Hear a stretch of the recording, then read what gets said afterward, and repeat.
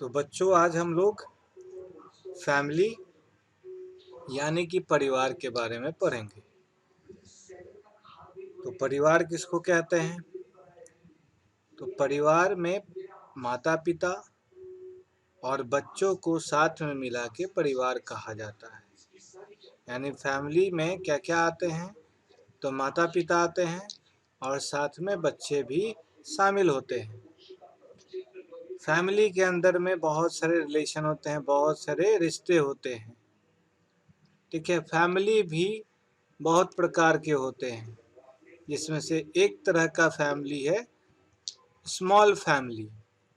Small family में parents और केवल बच्चे होते हैं, अर्थात माता पिता और उनके बच्चे स्मॉल फैमिली में होते हैं।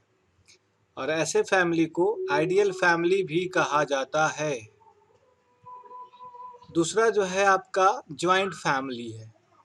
ज्वाइंट फैमिली यानी कि संयुक्त परिवार। इसमें ग्रैंड पेरेंट्स, दादा दादी, नाना नानी, माता पिता यानी पेरेंट्स, बच्चे, अंकल आंटी, चाचा और चाची, कजिन्स, चचेरे भाई और बहन, और भी बहुत सारे रिलेटिव्स परिवार के सदस्य रहते हैं। एक ही घर में अगर एक से ज़्यादा लोग, जैसे कि grandparents, parents, children, uncle, aunt और कजिन, ये सब एक ही घर में एक साथ रहते हैं, तो इसको ज्वाइंट फैमिली कहा जाता है। तो दोनों तरह के फैमिली में, स्मॉल फैमिली हो या फिर ज्वाइंट फैमिली हो, दोनों में कुछ अच्छी बातें हैं और कुछ बुरी बातें हैं। एक स्मॉल फैमिली, जो छोटी फैमिली होती है, उसमें रिसोर्सेज सब लोग को ज़्यादा मिलता है और इस वजह से वो सारे रिसोर्स का इस्तेमाल ज़्यादा कर पाते हैं। तो ये स्मॉल फैमिली का फ़ायदा है, बेनिफिट है। ज्वाइंट फैमिली में भी कुछ फ़ायदे हैं, जैसे ज्वाइंट फैमिली में सारे लोग एक साथ मिल के रहते हैं और जिसके वजह से लोगों का ख्याल ज़्यादा रखा जाता है, ज़्यादा अच्छे से बच्चों का और भी परिवार के लोगों का ख्याल रखा जाता है। तो ऐसे देखा जाए तो स्मॉल फैमिली बेहतर होता है, लेकिन फैमिली का मतलब होता है रिश्ते, और ये रिश्ते जितने ज़्यादा होंगे तो उतने बेहतर फैमिली आपको दिखाई पड़ेंगे।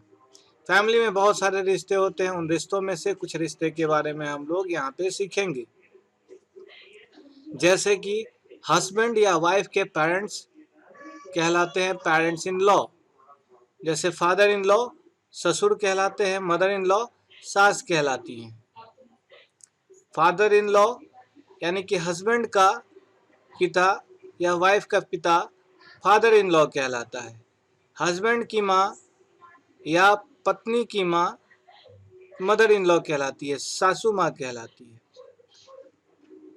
फादर के ब्रदर को हम लोग अंकल कहते हैं, यानी चाचा कहते हैं। अंकल के वाइफ को हम लोग चाची यानी आंट कहते हैं। और उनके जो बच्चे होते हैं, चाचा और चाची के जो बच्चे होते हैं, इनको कजिन्स कहते हैं, चचेरे भाई या बहन कहते हैं। फादर की सिस्टर को हिंदी में बुआ कहते हैं और इंग्लिश में आंट कहते हैं। अंकल और आंट के बच्चे नेफ्यू कहलाते हैं या नीस कहलाते हैं। नेफ्यू का मतलब भतीजा या फिर भांजा, नीस का मतलब भतीजी या फिर भांजी होता है। फैमिली में रहने से हम लोग को अच्छे अच्छे वैल्यूज सीखने के लिए मिलते हैं, जैसे कि हम लोग को अपने बड़ों का आदर करना चाहिए, छोटों को प्यार करना चाहिए। इसके साथ साथ जब कभी दिक्कत होता है, कभी मुश्किल में फंसते हैं, तो ये फैमिली ही हम लोग को मदद करती है। तो हम लोग को फैमिली के साथ रह के ग्रैंड पेरेंट्स का देखभाल करना चाहिए और जो भी बड़े हैं घर में उनका इज्जत करना चाहिए और उनके आज्ञा का पालन करना चाहिए। हम लोग को जब भी अपने दोस्तों से या फिर अपने चचेरे भाई और बहन से बात जब करना होता है, तो हम लोग को पोलाइट बात करना चाहिए और हम लोग को दयालु होना चाहिए। फैमिली के जितने भी मेंबर्स होते हैं उसमें कुछ कॉमन नाम होता है और इस कॉमन नाम को हम लोग क्या कहते हैं? सरनेम कहते हैं। तो हर नाम के में दो हिस्सा होता है। हर नाम में जितने भी नाम हैं उसमें पहला जो नाम होता है उसको फर्स्ट नेम कहते हैं, और उसके बाद जो नाम आता है वो सरनेम होता है। और सरनेम सारे लोगों में, सारे परिवार के सारे लोगों में कॉमन होता है। जैसे कि एग्जाम्पल देखें, मोहन शर्मा, तो यहाँ देखिए शर्मा इसका सरनेम हो गया। सोहन शर्मा, तो शर्मा सरनेम हो गया। मुरारी शर्मा, तो शर्मा सरनेम हो गया, और उसके पहले वाले अक्षर फर्स्ट नेम कहलाते हैं, पहला नाम कहलाता है। तो बच्चों इसमें इतना ही है।